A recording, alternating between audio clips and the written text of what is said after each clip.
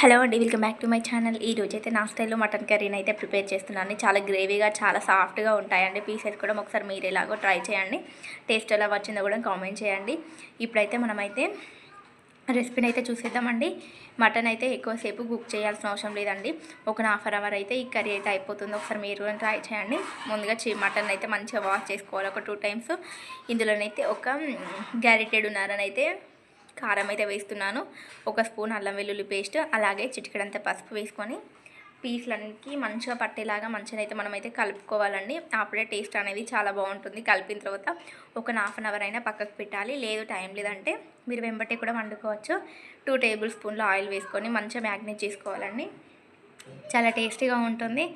ఎప్పుడు నార్మల్గా చేసుకునేలాగా కాకుండా ఒకసారి ఇలా కూడా ట్రై చేయండి. చాలా టేస్టీగా, చాలా సూపర్గా ఉంటుంది.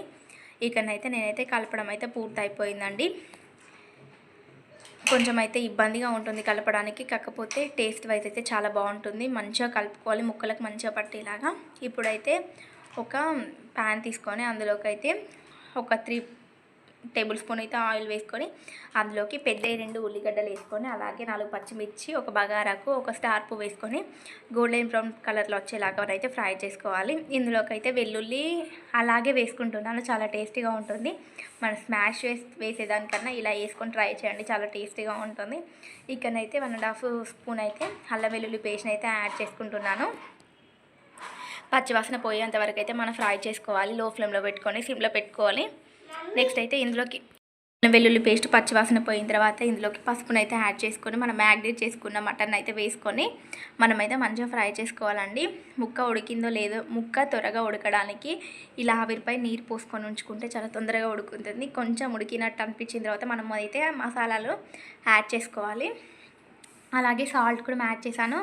ఈ క్లిప్ అయితే మిస్ అయినట్టుందండి. చాలా టేస్టీగా ఉంటుంది. ఒకసారి ఇలా ట్రై చేయండి, మీకైతే నచ్చుతుంది.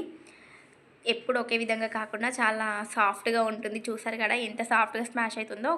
ఎనీవే నేనైతే కుక్కర్లో కూడా వేయలేదు. మటన్ అయితే నార్మల్గా గంజులోనైతే వండాను. చాలా టేస్టీగా ఉంటుంది. ఈరోజు అయితే మటన్ అయితే చాలా మంచిగా కుదిరింది. ఒకసారి మీరు కూడా ట్రై చేయండి. అలాగే ఈ వీడియో నచ్చితే మన ఛానల్ని సబ్స్క్రైబ్ చేసుకోండి. Okay friends, bye.